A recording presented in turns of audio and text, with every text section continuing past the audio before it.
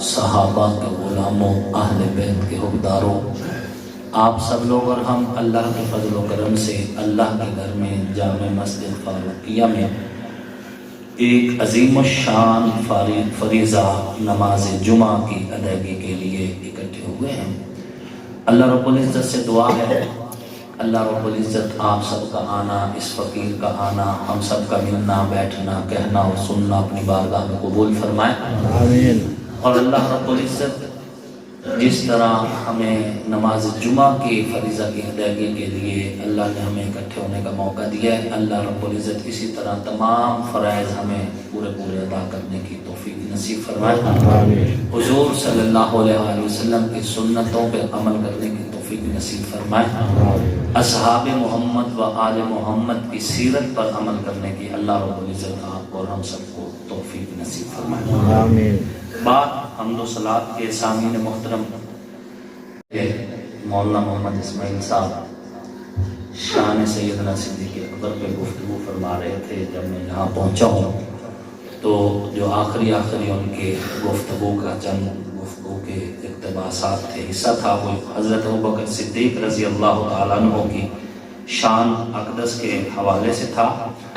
تو سیدنا صدیق اکبر رضی اللہ تعالیٰ عنہ کی حوالے سے ہی کچھ گفتگو کرنے کی میں بھی سعادت حاصل کروں گا، چونکہ جمادی الثانی ہے اور 22 جمادی الثانی کو جناب خلیفہ بلا فاصل سیدنا ابوبکر صدیق رضی اللہ تعالیٰ عنہ کا یوم وصال ہے۔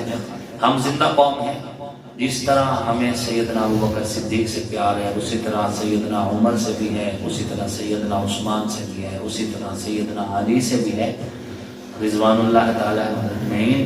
حضور علیہ السلام کی ہر نسبت سے ہمیں عقیدت، محبت اور احترام ہے۔ تو حضرت ابوبکر صدیق رضی اللہ تعالیٰ عنہ، ابو بکر یہ ان کی کنیت ہے، صدیق یہ ان کا لقب ہے، اصل نام ان کا حضرت عبداللہ ہے، عبداللہ۔ اچھا، یہ بھی اللہ ہی کی دین ہے، دیکھیں کہ چاروں خلیفہ جو ہیں، چاروں خلیفہ، اول جو خلیفہ ہے ان کے نام عین سے شروع ہوتے ہیں، عبداللہ، عمر، عثمان اور علی، سبحان اللہ، ٹھیک ہے، چاروں کے نام عین سے شروع ہوتے ہیں۔ اور یہی وجہ ہے کہ ہم کہتے ہیں کہ حق چار یار، حق چار یار کو ماننا ہی عین ہے۔ عین کا ایک معنی حق ہوتا ہے، عین کا ایک معنی آنکھ ہوتا ہے، عین کا ایک معنی چشمہ ہوتا ہے، عین کا ایک معنی روز حشر بھی ہے۔ اگر روز حشر کا معنی لیں تو تب بھی جن چار لوگوں کو امتوں میں سب سے زیادہ فضیلت ہوگی روز محشر، وہ یہی ابوبکر، عمر، عثمان اور علی، سبحان اللہ۔ اور اگر چشمے کی بات کریں تو خلافت کا چشمہ جو نبوت کے بعد پھوٹا وہ ان چار یاروں سے آگے نکلا۔ اور اگر آنکھ کی بات کریں تو نبوت کے نور نظر جو نبی علیہ الصلوۃ والتسلیم کے صحابہ ہیں وہ اولین جو ہیں وہ چار ہیں۔ اور حق کے معنی میں لیں تو چار یار ویسے ہی حق چار یار ہیں، ہر اعتبار سے یہ عزت و عظمت والی ہستیاں ہیں۔ اور ان میں پھر حضرت ابوبکر صدیق رضی اللہ تعالیٰ عنہ کا ایک اپنا مقام ہے۔ حضور صلی اللہ علیہ وآلہ وسلم نے فرمایا کہ انبیاء کے بعد اس امت میں سب سے افضل ابوبکر صدیق ہے۔ ابوبکر کا معنی ہوتا ہے پہل والا، پہل والا۔ یہ بعض لوگ کہتے ہیں کہ ابوبکر کا معنی ہوتا ہے جی بکری کا باپ۔ بکری کا عربی میں لفظ ہے غنم، غنم، غنم بکری کو کہہ دیا جاتا ہے، شاۃ بکری کو کہہ دیا شاۃ بکری، ہاں جی، غنم بکری، عربی میں بکری کو غنم کہا جاتا ہے۔ بکر جو با کاف را والی ہے، ابو بکر میں جو بکر ہے یہ پہل کے معنی میں ہے، پہل کے معنی میں۔ جس لڑکی کی پہلی شادی ہو اسے عربی میں باقرہ کہتے ہیں، باقرہ، باقرہ کاف کتاب والی کے ساتھ باقرہ، یعنی اس کی پہلی شادی ہو رہی ہے۔ باغ میں جو سب سے پہلا پھول نکلتا ہے یا بور آتا ہے اسے عربی میں الباقور کہتے ہیں۔ سورج جب نکلتا ہے تو سورج کی سب سے پہلی جو کرن ہوتی ہے اسے عربی میں بکر کہتے ہیں۔ قرآن پاک میں لفظ استعمال ہوا بکرۃ و اصیلا، تو یہ بکر ہر جگہ پر پہل کے معنی میں ہے۔ نبی علیہ السلام کی دعوت پر سب سے پہلے جو مردوں میں ایمان لے کر آئے وہ حضرت ابو بکر صدیق ہے، اس لیے ان کو ابو بکر کہا جاتا ہے۔ نیکی کے ہر کام میں جو سب سے پہل میں رہا اسے ابو بکر صدیق کہا جاتا ہے۔ رسول اللہ کی معراج کی سب سے پہلے جس نے تصدیق کی وہ جناب سیدنا عبداللہ بن ابی قحافہ تھے، اس لیے انہیں ابو بکر صدیق کہا جاتا ہے۔ رسول اللہ صلی اللہ علیہ وآلہ وسلم ہجرت کی رات جب غار میں داخل ہوئے تو حضور سے پہلے ابو بکر داخل ہوئے، اس لیے انہیں ابو بکر کہا جاتا ہے۔ اور نبی کے بعد مزار میں بھی تمام صحابہ میں سے سب سے پہلے جو داخل ہوا وہ جناب حضرت عبداللہ بن ابی قحافہ ہے، اس لیے انہیں ابو بکر کہا جاتا ہے۔ اور صدیق جگری یار کو کہا جاتا ہے، دوست کو حبیب کہا جاتا ہے۔ حبیب ایک خلیل ہوتا ہے، ایک حبیب ہوتا ہے، ایک صدیق ہوتا ہے۔ معنی تینوں کا ایک ہے، خلیل کا معنی بھی دوست، حبیب کا معنی بھی دوست، صدیق کا معنی بھی دوست۔ لیکن حبیب اور خلیل میں فرق علماء سے آپ نے کئی بار سنا ہے کہ خلیل اس دوست کو کہتے ہیں جس سے سب کچھ لے لیا جائے، حبیب اس دوست کو کہتے ہیں جس سے سب کچھ دے دیا جائے، اور صدیق اس دوست کو کہتے ہیں جو یار میں بھی ساتھ رہے مزار میں بھی ساتھ رہے۔ اہل عرب آج بھی وفادار دوست کو صدیق کہتے ہیں، وفادار دوست کو، مخلص دوست کو۔ آج بھی کسی دوست کی وفا کا اظہار کرنا ہو تو لوگ اسے کہتے ہیں یہ میرا صدیق ہے۔ وفاؤں میں مثال بننے والی شخصیت حضرت ابو بکر صدیق ہے رضی اللہ تعالی۔ رسول اللہ صلی اللہ علیہ وسلم تشریف فرمائے ہیں اور سیدہ حضرت اما عائشہ صدیقہ سلام اللہ علیہا بھی موجود ہیں۔ انہوں نے پوچھا حضور صلی اللہ علیہ وآلہ وسلم سے، یا رسول اللہ صلوات اللہ علیہ، آپ کی امت میں کوئی ایسا خوش نصیب بھی ہے جس کی نیکیاں آسمان کے ستاروں سے بھی زیادہ ہو؟ حضور صلی اللہ علیہ وآلہ وسلم نے فرمایا ہاں ہے، میری امت میں ایک ایسا صحابی بھی ہے جس کی نیکیاں آسمان کے ستاروں سے بھی زیادہ ہیں۔ اما عائشہ صدیقہ نے پوچھا یا رسول اللہ وہ کون ہے؟ حضور نے فرمایا وہ عمر ہے۔ کون ہے؟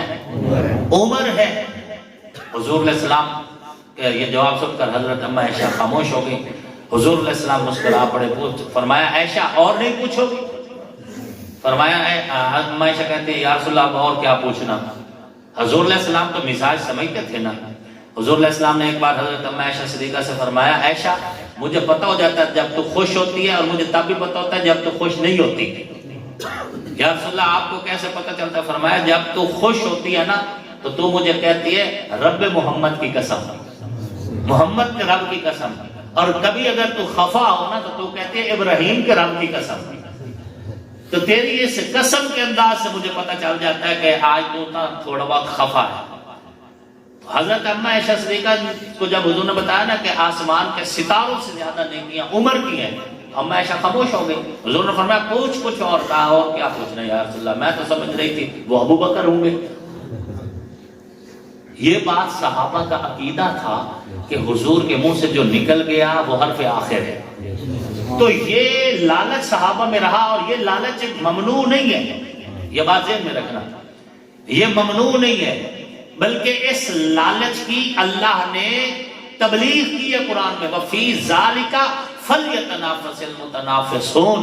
یہ ہے لالچ کرنے کی بہترین چیز، اور چاہیے کہ لالچ کرنے والے ایسی چیز میں لالچ کریں کہ حضور سے ہمارے لیے کچھ مل جائے۔ لالچ ہے بھی یہی چیز، ایک یہ ہے ہم حضور کے غلام ہیں، ایک یہ قیامت والا دن حضور فرمائے کہ یہ میرا غلام ہے، یہ اور زیادہ خوش نصیبی کی بات ہے۔ اور زیادہ. یا رسول اللہ میں تو سمجھ رہی تھی کہ وہ ابا حضور ہو گئے حضرت ابوبکر صدیق، لیکن یہ سعادت تو حضرت عمر کو مل گئی. حضور علیہ السلام نے فرمایا عائشہ آپ نے پوچھا تھا کہ آسمان کے ستاروں سے زیادہ نیکیاں کس کی ہیں، تو میں نے کہہ دیا عمر کی ہیں. اگر تو پوچھتی کہ ساروں سے زیادہ نیکیاں کس کی ہیں تو میں کہتا ابو بکر کی. حضرت ابو بکر صدیق رضی اللہ تعالیٰ. بخاری شریف کی روایت ہے، مولا کائنات امیر المؤمنین حضرت مولا علی کرم اللہ وجہہ، ان سے پوچھا ان کے صاحب زادے جناب سیدنا محمد امام محمد ابن حنفیہ نے ابا جان ای الناس خیر بعد رسول اللہ ہے، رسول اللہ علیہ الصلوۃ والتسلیم کے بعد لوگوں میں سب سے افضل کون ہے؟ حضرت علی کے بیٹے ہیں حضرت امام محمد.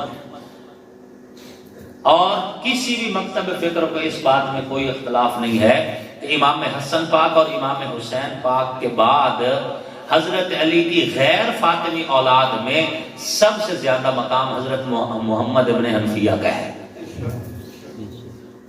حضرت امام محمد ابن حنفیہ نے پوچھا کہ ای الناس خیر بعد رسول اللہ ہے، رسول اللہ کے بعد لوگوں میں سب سے افضل کون ہے؟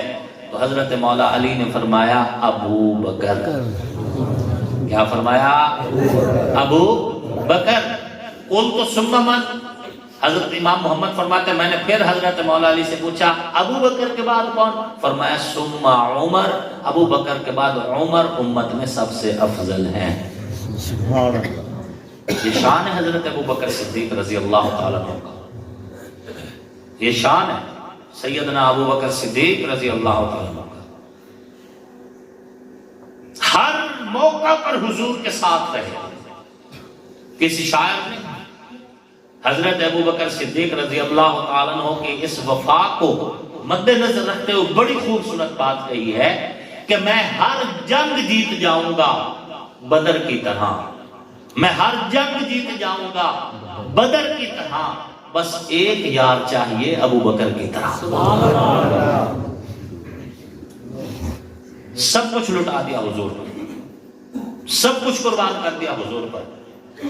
اور حضور صلی اللہ علیہ وآلہ وسلم نے جب صحابہ کرام سے فرمایا کہ جہاد کے لیے چندہ لے کر آؤ، حضرت عمر رضی اللہ تعالیٰ عنہ گھر کا آدھا سامان لے کر آئے ہیں، حضرت ابو بکر صدیق گھر کی ساری پونجی لے کر آئے ہیں، جسم پہ ٹاٹ کا لباس پہن کر آئے ہیں، اور دنیا کے سامنے ابو بکر صدیق کا یہ پیغام، یہ انداز آج بھی ضرب و مثل ہے کہ حضرت ابو بکر صدیق رضی اللہ تعالیٰ عنہ ٹاٹ کا لباس پہن کر آئے، باقی سارا کچھ نبی علیہ السلام کے قدموں پہ قربان کر کے پیغام دیا کہ پروانے کو چراغ ہے، بلبل کو پھول بس، صدیق کے لیے خدا ہے اور اس کا رسول بس. اور جب حضرت ابو بکر صدیق حضور علیہ الصلوۃ والتسلیم کی محفل میں پہنچے تو ادھر سے جبریل امین بھی آ گئے.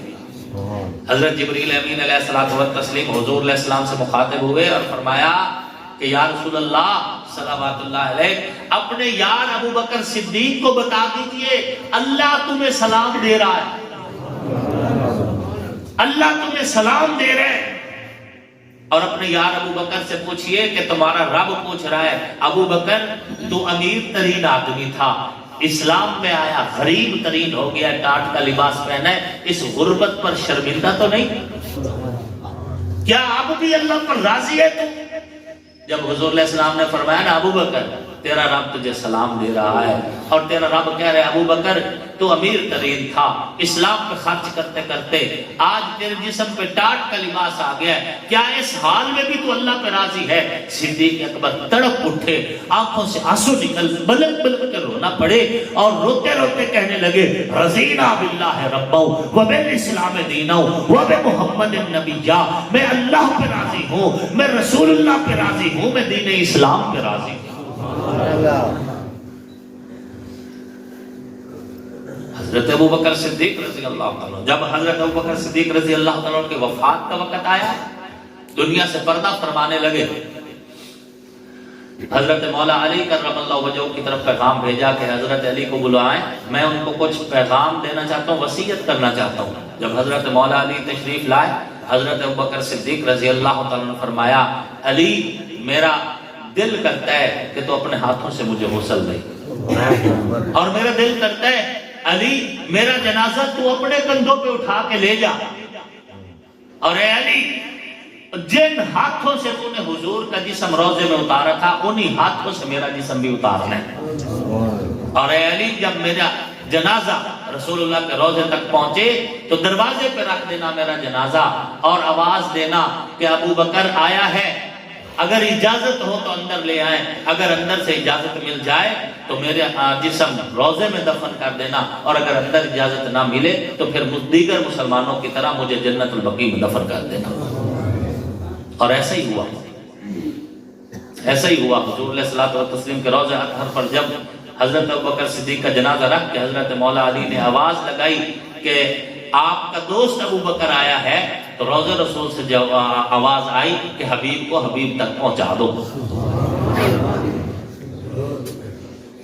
حضرت ابو بکر صدیق کا جسم اطہر روضہ رسول میں رسول اللہ کے ساتھ لحد میں قبر میں جس نے اتارا ہے اس کا نام حضرت مولا علی ہے۔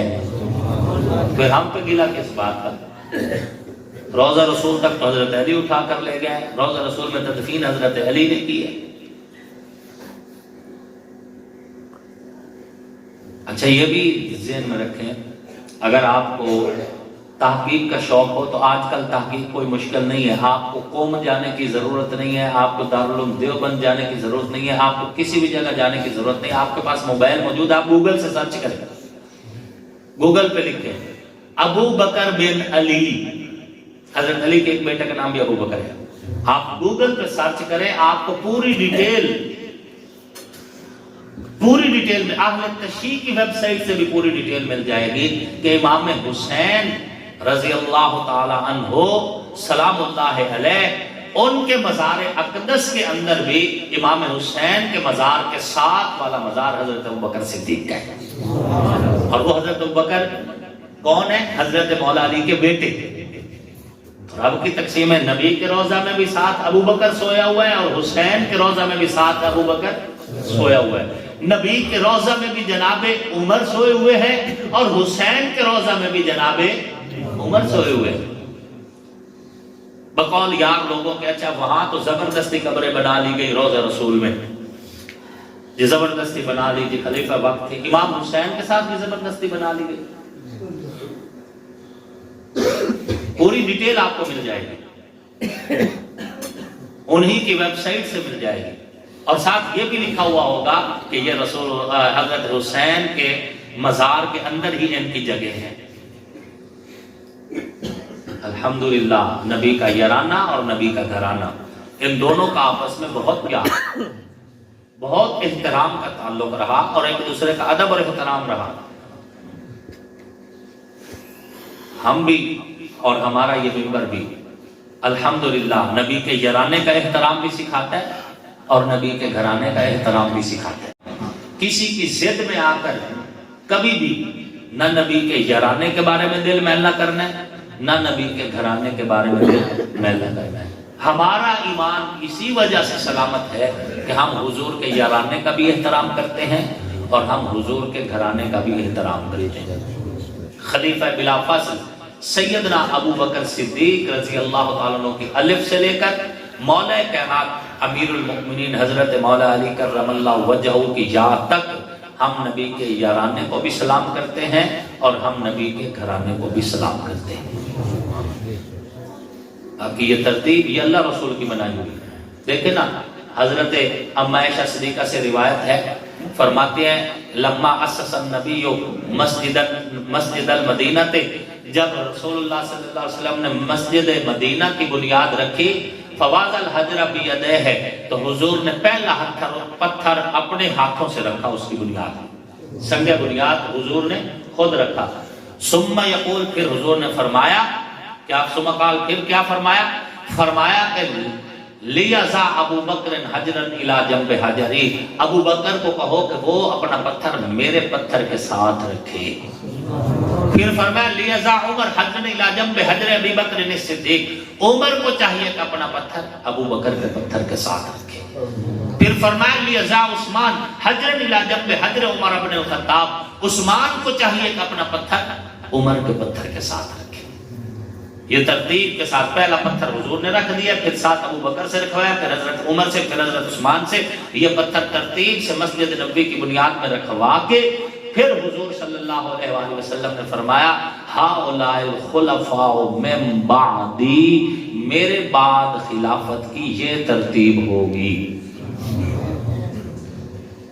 یہ ترتیب ہوگی۔ اور ایک اور حدیث میں ایک بار پہلے بھی سنا چکا ہوں کہ حضور علیہ الصلوۃ والتسلیم تشریف فرما تھے، آپ کے پاس چند اور صحابہ بھی موجود تھے، حضور نے کنکریاں اٹھائیں اپنی مٹھی میں بند کی تو کنکریوں نے کلمہ پڑھنا شروع کر دیا، پھر حضور نے کنکریاں زمین پر رکھی تو کنکریاں خاموش ہو گئی، ثم تناولہن، حضور نے پھر کنکریاں اٹھائیں، فوضع الحجر بین کفیہ، اپنی مٹھی میں جب ان پتھروں کو کنکریوں کو بند کیا تو فسبحنا، انہوں نے پھر کلمہ پڑھنا شروع کر دیا، پھر اٹھا کر وہ کنکریاں حضور نے ابو بکر کے ہاتھوں پہ رکھی تو وہاں بھی وہ کلمہ پڑھتی رہی، پھر وہ کنکریاں حضور نے عمر کے ہاتھوں پہ رکھی تو وہاں بھی کنکریاں کلمہ پڑھتی رہی، پھر وہ کنکریاں حضرت عثمان کے ہاتھوں پہ رکھی تو وہاں بھی کنکریاں کلمہ پڑھتی رہی۔ جب یہ ہو گیا تو حضور علیہ الصلوۃ والتسلیم نے فرمایا ھذہ خلافت نبوت، یہ نبوت کے خلیفہ ہونے کی نشانی ہے کہ جو کنکری میرے ہاتھوں پہ کلمہ پڑھتی ہے وہی ابو بکر کے ہاتھوں پہ پڑھتی ہے، وہی عمر کے ہاتھوں پہ کلمہ پڑھتی ہے، وہی کنکری عثمان کے ہاتھوں پہ کلمہ پڑھتی ہے۔ حضرت انس رضی اللہ تعالیٰ عنہ فرماتے ہیں کہ میں بھی اس محفل میں موجود تھا، فوضعہن فی ایدینا یدم بیدن، حضور نے وہ کنکریاں باری باری ہمارے ہاتھوں پر بھی رکھی تھی، لیکن ایک بھی کنکری نے ہمارے ما سبحت حسات منہن، ایک کنکری نے بھی ہمارے ہاتھوں پہ کلمہ نہیں پڑھا تھا۔ تب حضور نے فرمایا یہ نبی کے خلیفہ ہونے کی نشانی ہے، صحابی تو تم بھی میرے ہو لیکن کنکری انہی ہاتھوں پہ کلمہ پڑھے گی جو میرے بعد میرے خلیفہ بنے گی۔ سبحان اللہ۔ حضور کی عادت مبارکہ تھی فجر کی نماز کے بعد نہ حضور تشریف فرما ہو جاتے تھے، پھر لوگوں کے مسئلے مسائل حضور سنا کرتے تھے، اور مسلمانوں کا اس دور میں جو خلافت کا دور رہا، مسلمانوں کی سپریم کورٹ مسجد ہوا کرتی تھی، مسلمانوں کی کورٹ اور سپریم کورٹ جتنی کورٹ سی مسجد میں ہوا کرتی تھی، مسجد میں نکاح بھی مسجد میں ہوا کرتے تھے اور فیصلے بھی مسجد میں۔ حضور صلی اللہ علیہ وسلم صبح فجر کے بعد تشریف فرما ہوتے اور اتنی دیر بیٹھے رہتے کہ راستے اجلے ہو جاتے اور سورج بھی نکل آیا کرتا تھا، تو صحابہ فرماتے ہم حضور کی محفل میں فجر کی نماز کا بعد بیٹھے رہے تو حضور نے فرمایا آج اللہ کے ایک نیک بندے کو خواب آیا ہے کہ ابو بکر نے میرا دامن پکڑا ہوا ہے، عمر نے ابو بکر کا دامن پکڑا ہوا ہے اور عثمان نے عمر کا دامن پکڑا ہوا ہے۔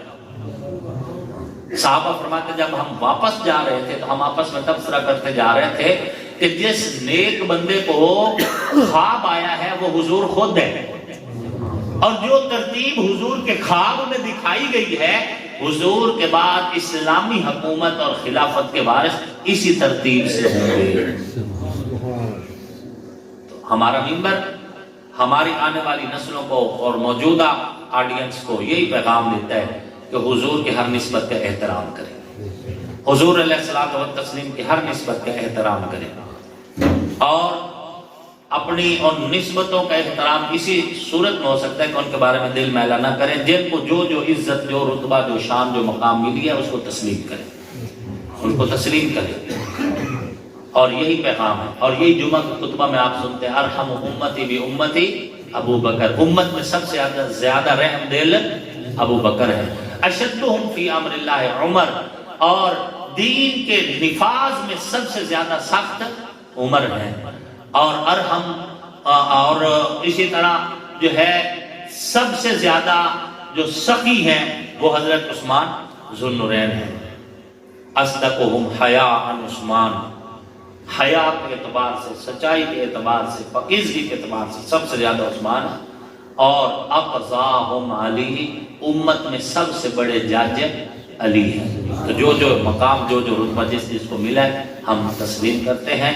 اللہ رب العزت آپ کو، ہم سب کو دین متین پر پورا پورا عمل کرنے کی توفیق نصیب فرمائے، اور رسول اللہ صلی اللہ علیہ وآلہ وسلم کے جو ہے طریقوں پر، اصحاب محمد و آل محمد کے طریقوں پر چلتے ہوئے اپنی زندگیاں سنوارنے کی اللہ آپ کو اور ہمیں جو ہے توفیق نصیب فرمائے، اور اپنی صلاحیتیں مثبت انداز میں استعمال کریں۔